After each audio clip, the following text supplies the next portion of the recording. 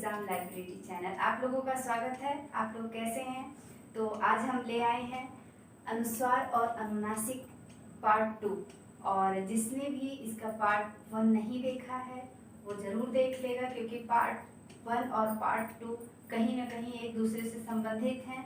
और अगर पार्ट 1 आप देखे होंगे तो पार्ट 2 समझने में बहुत आसानी होगी आपको। पार्ट 1 का लिंक आपको नीचे डिस्क्रिप्शन में दिया हुआ है। तो फिर हम स्टार्ट करते हैं अपनी क्लास।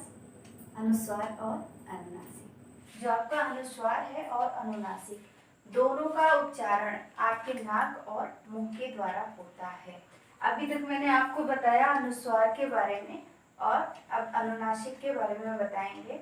जैसे आपने आ इ ई उ री ए ऐ, ठीक है, आपने ये चीज बोला तो ये मुंह से निकल रहा है ना। लेकिन अनुनासिक जो शब्द होते हैं उनका उच्चारण आपका मुंह और नाक से होता है। तो आगे बढ़ते हैं।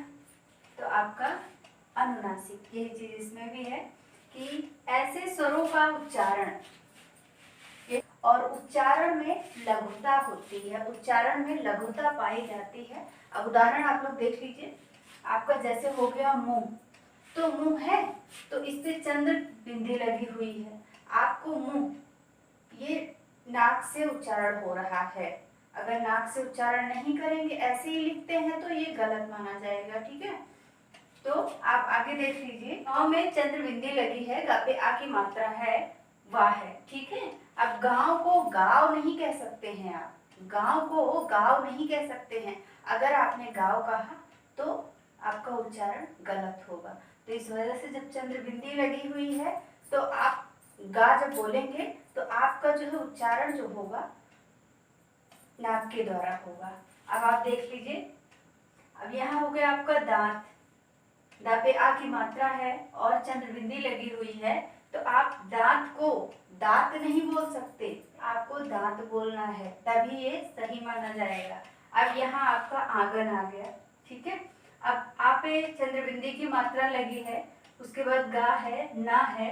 अब यहाँ पे आंगन, आंगन आप बोल के खुद देख लीजिए, बोलेंगे तो आपको खुद ही पता चल जाएगा, ठीक है। तो आपका ये चंद्र बिंदी लगा है, इस वजह से ये आंगन ना होके आंगन है। अब आपका आ गया आंसू, उसी तरीके से है, चंद्र बिंदी लगी हुई है। अब आप आंसू को आंसू नहीं कह सकते, आंसू को इसका भी जो है प्रोनाउंसिएशन आपका उच्चारण जो है आपका नाक से ही हो रहा है, क्योंकि चंद्र बिंदी लगी हुई है। आपका ये आंत हो गया, तो आप आंत को आंत नहीं बोल सकते, क्योंकि यहाँ पे चंद्र बिंदी लगी हुई है। तो इस वजह से आपका आंत बोलना सही है। यहाँ भी प्रोनाउंसिएशन आपका जो है नाक से ही हो रहा है। अब ये चिड़िया हो गया। अगर आपने चिड़िया यहाँ पे कहाँ पे लगा हुआ है चंद्र बिंदी, चिड़िया लिखा है ना, तो या के ऊपर चंद्र बिंदी आपकी लगी हुई है, तो आप इसको अगर चिड़िया बोलेंगे तो क्या हो जाएगा, एक वचन हो जाएगा। इसके बारे में तो हम आपको बाद में बताएंगे, लेकिन आपको बहुवचन करना है तो इसके लिए आपको नाक से उच्चारण करना होगा। क्यों करना हुआ, क्योंकि आपका यहाँ पे जो है चंद्र बिंदी लगा है, तो चिड़िया ना कह के आपको चिड़िया कहना होगा, ठीक है। फिर आगे बढ़ते हैं। ये आपका हो गया पांचवा। इसी तरीके से पा पे आ की मात्रा है, उसके बाद जो है चंद्र बिंदी लगी है, चा वा पे आ की मात्रा है, तो आप इसका पांचवा नहीं बोल सकते, पांचवा बोलना है आपको। अब यहाँ ये आपका हो गया धुंधले, तो धुंधले में धा के ऊपर चंद्र बिंदी लगी हुई है, तो आप धुंधले नहीं बोल सकते, आपको बोलना क्या है, धुंधले बोलना है। यहाँ पे भी आपका प्रोनाउंसिएशन जो है आपका नाक से ही हो रहा है। आपके जो शब्द उच्चारित हो रहे हैं, अक्षर जो आप बोल रहे हैं, उस पर चंद्र बिंदी लगी हुई है, इस वजह से आपको धुंधले बोलना है।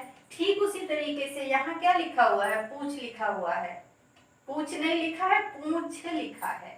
तो अगर आप पूछ बोलते हैं तो ये रॉन्ग होगा, और अगर आप पूछ बोलते हैं तो ये आपका सही उच्चारण होगा। और ठीक उसी तरीके से बूंदे हैं, तो बूंदे को बूंदे नहीं बोल सकते। अगर आपने बूंदे बोला तो उसका कोई मतलब नहीं होगा, यहाँ पे बूंदे ही होगा। और उसके बाद आगे देखते हैं सांस, सांस नहीं बोल सकते क्योंकि ये सांस है, ठीक है। जो हमारी सांसें चलती हैं वो लिखा हुआ है। यह तो इसमें चंद्र बिंदी जरूरी है, ना कि ये सास है, सास बहू वाला सास नहीं है, ये सांस है। ठीक है, समझ लिया? ठीक है, तो फिर आगे चलते हैं हम। यदि सिरोरेखा, इसका एक प्रयोग और है। ठीक है, आप इसमें ज्यादातर कंफ्यूज हो जाते हैं एग्जाम्स में। जब एग्जाम में आपके आते हैं तो इसमें पूछा जाता है कि आपका अनुनासिक कौन सा है, अनुनासिक वर्ण कौन सा है। ठीक है, तो आप कंफ्यूज हो जाते हैं क्योंकि अंक की बिंदी लगी रहती है। लेकिन कंफ्यूज बिल्कुल मत होइएगा, मैं आपको कंसेप्ट एकदम क्लियर कर दे रही हूँ। ये एक जगह परिवर्तित होता है। ठीक है, ये यदि आपकी सिरोरेखा के ऊपर, यदि आपके सिरोरेखा के ऊपर कोई मात्रा है तो वहां आपका अनुनासिक का प्रयोग होता है। ठीक है, समझ में आ रहा है ना? तो अब हम आपको उदाहरण दिखा देते हैं, आगे बता देते हैं, जिससे आपको जो थोड़ा कम समझ में आ रहा अच्छे से समझ में आ जाए। ठीक है, अब ये आपका देखिए सिरोरेखा के ऊपर आपका छोटी ई की मात्रा है आपकी। ठीक है, ये छोटी ई है, यहाँ पे मैंने मात्रा को दर्शाया हुआ है। और ये आपका जो है बड़ी ई है, यहाँ पे बड़ी ई की मात्रा को दर्शाया हुआ है। ये ए है, यहाँ पे ए की मात्रा को दर्शाया हुआ है। यहाँ ए है, यहाँ पे ए की मात्रा को आपको दिखाया है।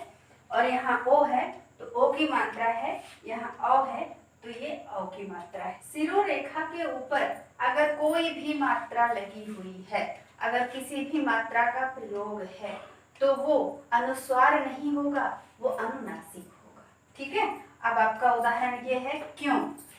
अब ये जो है आपका क्यों में जो है यहाँ परिवर्तन हुआ है, यहाँ तो अंक की बिंदी लगी है। आप यही सोचेंगे ना कि ये जो है अनुनासिक नहीं है, ये अनुस्वार है, लेकिन ऐसा नहीं है, ये अनुनासिक है।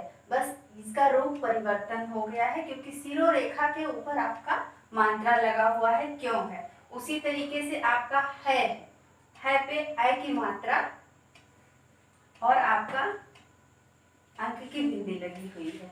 अब आपका कहीं है, ठीक है, कहीं पे का है, यहाँ पे बड़ी ई की मात्रा, तो आप कहीं नहीं कहेंगे ना, कहीं कहेंगे। तो इस तरीके से शब्द आपके जो है एग्जाम में आते हैं और ये पूछा जाता है कि ये अनुनासिक इसमें से कौन सा है और या अनुस्वार कौन सा है, या इसमें से कौन सा अनुनासिक नहीं है या कौन सा अनुस्वार नहीं है, कौन सा अनुनासिक है। इस तरीके से आपको उसमें जो है इस तरीके से क्वेश्चन किया जाएगा कि आप उसी में सोचते रहिए और कंफ्यूज हो जाइए। तो कंफ्यूज होने की बिल्कुल जरूरत नहीं है आप लोगों को, तो समझ में तो आ ही रहा होगा। अब आपका ये देखिए चोंच, चापे ओ की मात्रा है, तो यहाँ भी सिरोरेखा के ऊपर आपके मात्रा का प्रयोग हुआ है, तो इस वजह से आपका चोंच जो है, चोंच तो बोलेंगे नहीं आप बोलेंगे चोंच। तो यहाँ पे आपका उच्चारण कहाँ से हो रहा है, नाक से हो रहा है ना, आपका उच्चारण जो है नाक से हो रहा है, तो इस वजह से आपका ये हो गया चोंच। चोंच ना कह के चोंच हो रहा है, तो ये भी आपका अनुनासिक है। ठीक है, अब आपका में, वहां पे ए की मात्रा है और यहाँ पे भी अंक की बिंदी आपके लगी हुई है, लेकिन अंक की बिंदी नहीं है, ये जो है अनुनासिक का रूप परिवर्तन है। ठीक है, तो वहां पे ए की मात्रा, तो इसमें माँ तो आपका वैसे भी पंचाक्षर में आता है। ठीक है, माँ तो आपका पंचाक्षर में आता ही है, लेकिन इसमें जो है आपका जो है अंक की बिंदी लगी हुई है, तो ये आपका अनुनासिक हो गया। अब इसी तरीके से नहीं हो गया तो आपको ऐसे ही बहुत सारे शब्द मिलेंगे, तो कंफ्यूज होने की बिल्कुल जरूरत नहीं है। बस आपको क्या करना है, आपको अनुनासिक पे टिक कर देना है। ठीक है, फिर आगे बढ़ते हैं हम। ये सभी अनुस्वार नहीं है, इन सभी शब्दों में अनुनासिक की ध्वनि उच्चारित हो रही है। ये सभी जो मैंने बताया अनुस्वार नहीं है, इसमें अनुनासिक की ध्वनि उच्चारित हो रही है, क्योंकि इसमें सिरोरेखा के ऊपर मात्रा है, इसलिए इसका रूप परिवर्तित है। ठीक है, अनुनासिक के प्रयोग में कोई भी परिवर्तन नहीं होता, किंतु सिर्फ एक स्थिति में परिवर्तन होता है, जब चंद्र बिंदी की जगह पे केवल बिंदी का प्रयोग होता है। ठीक है, आपका तद्भव हो गया हिंदी या तत्सम हो गया आपका संस्कृत। ठीक है, फिर हम देखते हैं इसका उदाहरण, आपको भी और अच्छे से समझ में आ जाएगा। ठीक है, अब ये आपका पंच है। ठीक है, ये आपका तत्सम हो गया। क्यों? क्योंकि इसमें अनुस्वार है। क्या है? अंक की मात्रा लगा हुआ है। ठीक है, अब ये आपका 5 हो गया, तो इसमें किस चीज की मात्रा लगी हुई है? इसमें चंद्र बिंदी लगी। तो ये आपका 5 हो गया। अब यहाँ पे आप देख रहे हैं कि आपका चंद्र बिंदी लगा हुआ है, तो क्या हो गया? तद्भव हो गया। तो इसी चंद्र बिंदी से आप पहचान सकते हैं कि आपका जो शब्द दिया हुआ है एग्जाम में, आपका तद्भव है या तत्सम है। और आगे चलते हैं। अब आपका देखिए अंगुष्ठ, यहाँ पे अंक की बिंदी लगी हुई है और आपका अंगूठा, यहाँ पे चंद्र बिंदी लगी हुई है आपका। ठीक है, आप अच्छे से जान सकते हो इस चंद्र बिंदी से और अंक की बिंदी से कि कहाँ पे आपका अनुनासिक प्रयोग हुआ है और कहाँ पे आपका अनुस्वार प्रयोग हुआ है। तो आपका अनुस्वार ये हो गया, अनुस्वार का प्रयोग, और आपका अनुनासिक का प्रयोग इसमें हो गया। तो क्लियर है, आपका जो है ये संस्कृत है और ये आपका हिंदी है, ये आपका तत्सम है और ये आपका तद्भव है। वैसा ही एकदम देखिए अंत। ठीक है, ये आपका क्या हो गया? ये आपका तत्सम है और ये आपका तद्भव है। ठीक है, तद्भव क्यों है? क्योंकि चंद्र बिंदी लगी हुई है, इसलिए ये तद्भव है। और मैंने बहुत पहले ही बताया था क्लास के स्टार्टिंग में कि चंद्र बिंदी का प्रयोग सिर्फ और सिर्फ हिंदी में ही किया जाएगा, संस्कृत में नहीं किया जाएगा। मैंने स्टार्टिंग में ही बता दिया था, आपका एकदम अच्छे से क्लियर हो गया होगा। जहाँ तक मैं जानती हूँ कि आपका अनुस्वार जो है हिंदी और संस्कृत दोनों में यूज होता है। अनुस्वार यानी कि अंक की बिंदी, और आपका अनुनासिक जो है सिर्फ हिंदी, सिर्फ और सिर्फ हिंदी में यूज होता है, यानी कि चंद्र बिंदी। अगर आपको मेरी वीडियो पसंद आई तो आप चैनल को सब्सक्राइब जरूर करिएगा और बेल आइकन जरूर प्रेस करिएगा, जिससे आपको टाइम टू टाइम मेरी वीडियोस आपको देखने को मिल जाए, कोई भी क्लास आपके मिस ना हो, क्योंकि आपको अपने टारगेट को पाना है। ठीक है, फिर मिलते हैं नेक्स्ट क्लास में। जय हिंद, जय भारत।